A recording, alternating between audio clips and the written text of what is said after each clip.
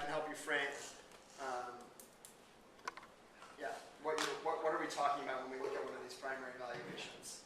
And one thing, there's never been a standard way of writing them out. You know, we like to say, okay, we're going to put a dollar value on this thing, but there's often a different unit, a different spatial scale, or a different methodology, and that can make them hard to compare. At Earth Economics, and we'll talk, and this is what Angela will get into with this benefit transfer, we try and bring different different studies with different spatial scales, different time scales, or different primary methodologies together to get a more complete view of a landscape.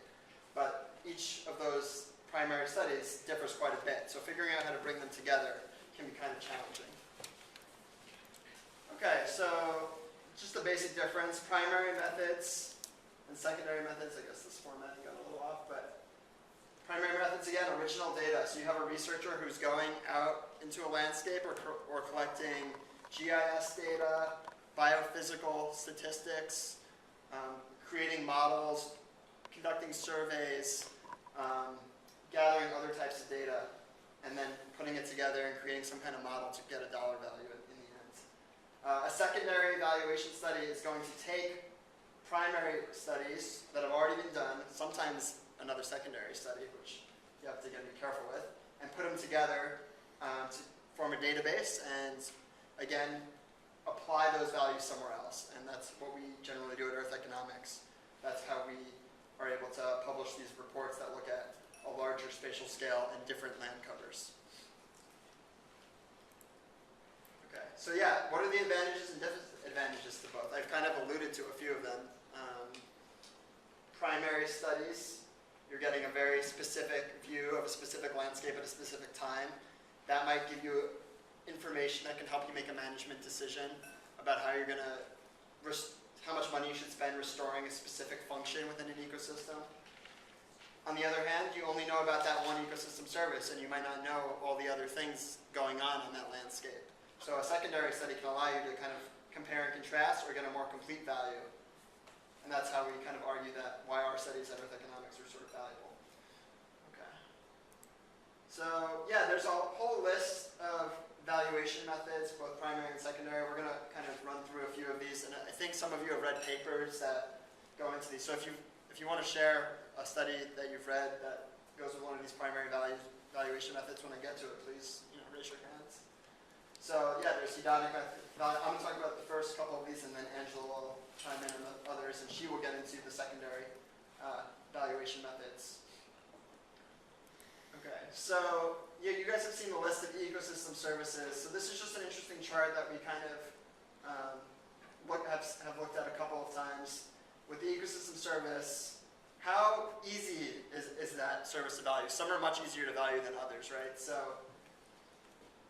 for example, let's pick a high one, raw materials. So if you're looking at the raw material value of a forest in the Pacific Northwest, it's pretty easy to figure out how much the wood value of that forest is. There's a market there. You can go in and look at the market. You can see how the market dynamics change. You can go in and see how the quality of the wood in that forest. There's a lot of data there available. You can go out into the market and get a value. So those market values, which are these M's, kind of lead to a high amenability to economic valuation. On the other hand, let's see. Yeah, climate regulation, low. There's a lot of uncertainty about climate.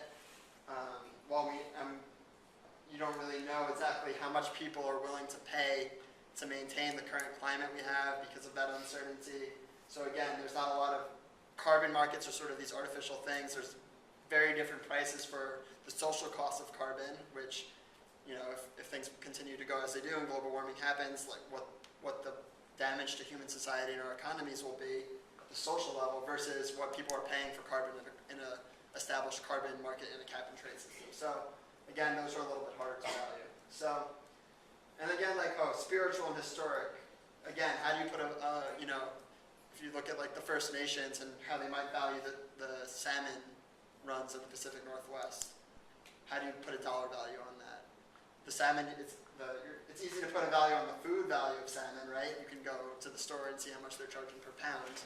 But the existence of that fishery and the spiritual connection that people have with that fishery it's a lot harder to put that dollar value on there. Yeah. Can you explain what some of those codes are? Yeah, sure. Yeah, these codes, and these are just the different valuation methods. So I think CV is contingent valuation, RC is replacement cost, AC is avoided cost. So we're going to get into all of these in a minute. M is a market value. What do you, P, do you know what P is? I don't remember exactly which P is, but H is hedonic valuation, exactly. So yeah, those are just the different valuation methods. We can come back to this after we go through them if you want to kind of look at that again. Okay, contingent valuation. So contingent valuation is done as a primary method where you go out and you conduct surveys or interviews and you actually ask people what they're willing to pay for different options. So for this change in this ecosystem service, how much more would you be willing to pay a month in your water bill for that to happen? Or how much, or if you were to lose this service, maybe this view would be taken away because of this construction, how much would you be willing to accept in a tax break or something like that because your property value has gone down? So their contingent valuations actually go and ask people what they're willing to pay. Now obviously surveys are, there's challenges with doing surveys well. So those are some of the issues that come up with contingent valuation. Getting people to respond, getting a good sample is always an issue. So those are things you want to watch out for around contingent valuation. Has anyone read any contingent valuation studies in your research? Yeah, what was the survey conducted on? It was for lakeside aesthetics. Lake aesthetics. And they were, do you know what they were asking about? Like, just how much they were willing? Essentially how much people would be willing to pay to get a better view and Okay. how good a view would they pay. Right. Cool. Yeah, and that's a kind of, so these contingent valuations can kind of get at some of the similar things to hedonic, which we'll talk about in a little bit, but the key with the contingent, you're asking people, you're having them compare between different options and how much they're willing to pay for those options. So yeah, I brought up one study. They basically had, there was this Platte River and they were looking at 5 ecosystem services, wastewater purification in the ecosystem, control for erosion, fish habitat, and recreation on the river. And basically, from 100 interviews, they were able to determine that people were willing to pay $25 extra a month in their water bill to maintain those ecosystem services. From those 100 interviews, they generalized to the full population across the whole river watershed, and it came up to a $19 to $70 million total value for all of those people. Yes? So assuming this is the Platte River in Colorado, I think so, yeah.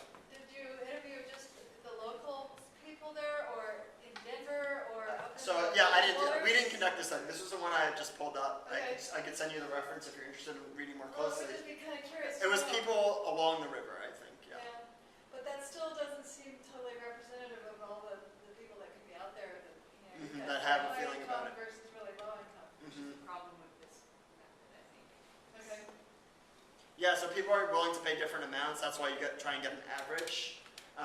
And they didn't get, for some people didn't want, deny the interviews in this study or were unwilling to respond. And you have to decide, are those people average or are those people would not be willing to pay anything because they're not even willing to take an interview. So, but because of this range, even if they assumed that the average non-respondent was 0, they were still able to say $19 million was the low of the range. And that low bound was exceeding all conservation programs, which were basically buying up farmland easements and subsidizing water leases to have more water in the river. Those were only 12 million. So those supporting programs that they were looking at for those ecosystem services were well below what they were estimating people would be willing to pay to maintain those services. That was the conclusion of that paper. There might be issues with it, but that's a contingent valuation. Two similar studies, methodologies are avoided cost and replacement cost. They're a little different in what they're looking at, but basically cost-based approaches in general infer the value of an ecosystem service based on the cost of mitigating or replacing the service. So you can actually look at, okay, if we were to lose this ecosystem service, what would we have to do to replace that thing? Or to prevent us from losing that ecosystem service, what would we have to do? So that's kind of the difference between avoid and replacement. And it's infer. because, so avoided costs. So services allowed a society to avoid costs that would have been incurred. So maybe you could build a levee and that would help you avoid damage from a massive flood. And the price of that levy could be a proxy for the amount of damage that you're avoiding. Okay. Or replacement costs, okay, we lose a forest upland that's providing water filtration. This is a pretty standard ecosystem service example. People often cite the Catskills in New York City as a big one. So New York City paid to have the Catskills in conservation, and they never had to build the same level of water treatment facilities because the forest in the Catskill watershed was able to do the water filtration that met standards. So what would have been the cost of that hypothetical filtration plant had they had to build it? Well, you didn't have to spend that, so you're getting at least that amount of value from that forest, and you can attribute that as a replacement.